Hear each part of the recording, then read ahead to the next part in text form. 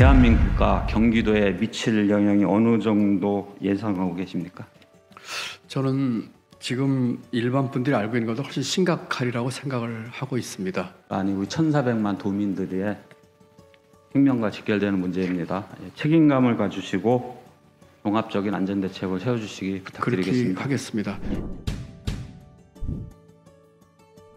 일본 현지 어민들이 지금 이 후쿠시마 오염수 방류를 극렬히 반대하고 있는 언론 뉴스가 계속 지금 나오고 있습니다. 180배에 달하는 세슘이 검출돼서 우려가 있고 소금이 지금 흉기 현상을 이루고 있답니다. 계절적 요인도 있다고 하고, 또 중요한 거는 이 후쿠시마 방류 관련해서 미리 확보해두는 이런 불미스러운 일이 발생하고 있습니다. 경기도가 지금 267km의 해안선, 그다음에 167제곱미터의 갯벌을 보유하고 있습니다.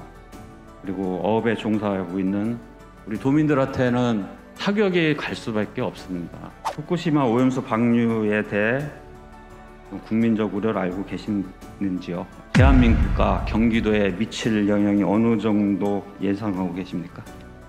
저는 지금 일반 분들이 알고 있는 것보다 훨씬 심각하리라고 생각을 하고 있습니다. 그 안전 문제나 수산업, 또 이쪽 산업도 문제지만 아마도 이 수산물이나 이 해양식품에 대한 수요가 급감할 것입니다. 그렇게 되면은 그 어민과 이 산업에 종사하시는 분들의 상당한 타격이 있을 것이고, 또 이것이 단기에 끝날 것이 아니라 장기적으로 우리 도민과 국민 여러분들의 안전과 여러 가지 그 경제 미치는 영향이 지대할 것으로 우려하고 있습니다. 단도직입적으로 한번 질문드리는데 불편하시면 답변 안 하셔도 됩니다. 후쿠시마 오염수 방류에 대해 반대하십니까? 찬성하십니까? 저는 반대합니다. 예. 그리고 경기도는 지금 이 안전 먹거리 확보를 위한 그 실효성 있는 대응 방안 마련에서 이미 TF를 구성을 했고, 만약에 사태에 대비한 주요 길목에 이제 촘촘한 검사라든지 준비를 하고 있습니다만, 원천적으로는 방류를 막는 것이 선행돼야 한다고 생각합니다. 네, 이 후쿠시마 오염수 방류는 지사님이 말씀하셨듯이 우리 1,400만 도민들의 생명과 직결되는 문제입니다. 책임감을 가지시고 종합적인 안전대책을 세워주시기 부탁드리겠습니다. 그렇게 하겠습니다. 2021년 기준 전국 233개의 강역 기초단체 중에 자체 수입으로 공무원 인건비를 충당하지 못하는 지자체가 63개, 25.9%에 해당하는 등 지방 재정이 열악한 상황입니다. 그래서 고향사랑 기부제를 통해 이 재정 확충을 하기 위해서 23년 1월부터 전국적으로 지금 시행을 하고 있습니다. 2023년 1월부터 경기도에서 시행하고 있는 고향사랑 기부 제도의 현재까지의 운영 현황 및 실시하기 전 사업 목표와 비교하여 현재 목표 달성률이 어떤지 답변 부탁드립니다. 예, 제가 알고 있기로는 저희가 이 고향사랑 기부제 하면서 그 내부적으로 어떤 목표를 정하지는 않았던 것 같습니다. 가능하면 많이 좀 해왔으면 하는 생각을 하는데, 아직까지 지금 그 실적이 만족할 정도 실적은 아닌 것 같고, 특히 시군별로도 좀 편차가 좀 심한 것 같습니다. 이 저조한 시는 많이 저조한데, 경기도도 이 모금을 하지만 잘 하고 있는 시를 벤치마킹해서 타 시군에 전파할 수 있는 그런 역할을 부탁드리겠습니다. 2008년에 일본에서 먼저 이 제도를 시행한 거 혹시 알고 계십니까? 여기 보시면 2008년 자료를 보시면 81억에서 2014년 갑자기 389억 엔입니다. 그 다음에 2015년, 2018년, 2020년에서 갑자기 팍 늘어납니다. 지금 저희 나라는 개인만 하게 돼 있지 않습니까? 네. 예. 근데 일본은 갑자기 늘어난 이유가 법인도 할 수 있게 이렇게 지금 제도를 바꿨습니다. 그 다음에 더 중요한 거는 우리나라는 지금 현재 10%입니다. 네, 세액공제. 예. 그런데 일본은 20%로 이제 바꿨습니다.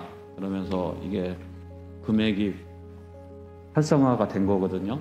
그래서 이제 지사님께 이런 일본의 사례를 보시고 적극적으로 이게 고향사랑 기부제가 활성화될 수 있게 부탁드리고, 전체적으로 답례품을 보면 강원도나 이렇게 좀 답례품이 특산물로 잘 돼 있는 데가 좀 활성화돼 있고, 뭐 답례품이 공산품이나 뭐 상품권 이런 데는 좀 활성화가 덜 돼 있다는 자료가 있습니다.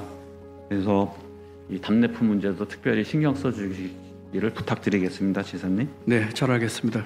저 잘 벤치마킹 하겠고요. 좀 특징 있는 아이들 좀 더 내보면 실력을 더 올릴 수 있지 않을까 생각도 해봅니다.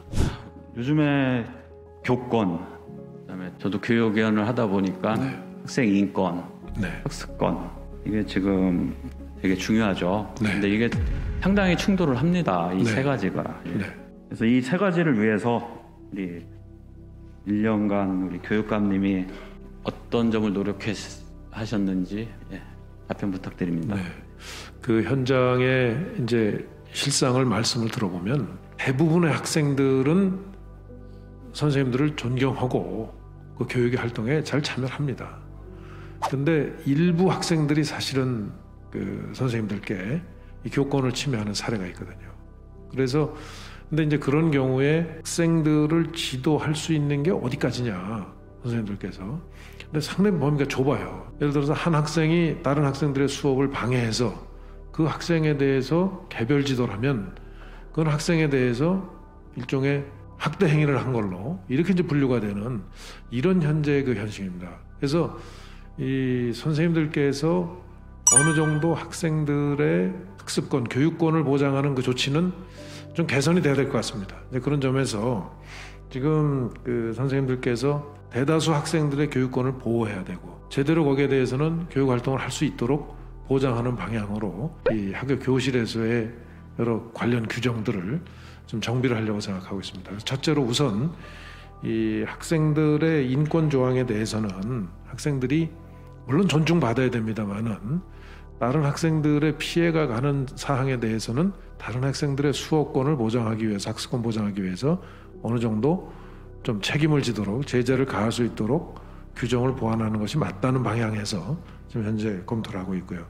이제 선생님들께서 지금 그 학생에 의해서 혹은 선생님들이 학생의 부모로부터 부당하게 그 교권 침해를 당하는 경우가 굉장히 많이 발생하고 있습니다. 그래서 이 문제는 교육부와도 좀 협의를 해서 교육부에서도 아마 준비 중인 것으로 곧 발표할 것으로 알고 있습니다. 교권 보호를 위한 강화를 위한 여러 가지 제도 장치를 두고 있고 경기도에서는 우선 교권보호지원센터를 권역별로 6개 권역으로 나눠서 지금 이 확대 운영을 해서 가급적이면 현장에서 그 선생님들의 여러 가지 교권 침해 사례들을 좀 빠른 시일 내에 현장 밀착형으로 좀 대응을 하자. 특히 이 가령 선생님들에 대해서 흔히 얘기하는 좀 반교육적인 아주 이 여러 가지 부당한 행위에 대해서는 굉장히 좀 엄중하게 그 침해에 대해서는 처리를 하는 것이 맞다고 생각합니다. 그래서 교권이 서야 지금 교육도 제대로 될 수 있다는 생각으로 여러 보완 조치를 하고 있습니다.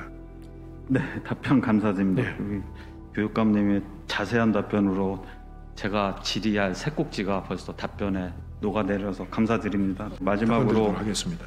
이 코로나 때 우리 야외 활동을 못해서 우리 학생들 체력이 많이 그렇습니다. 저하됐습니다. 이거에 대해서 교육감님이 또 관심을 가지고 열심히 여러 가지 사업을 추진한다고 들었습니다. 네. 이거에 대해서 적극적인 추진을 부탁드리겠습니다.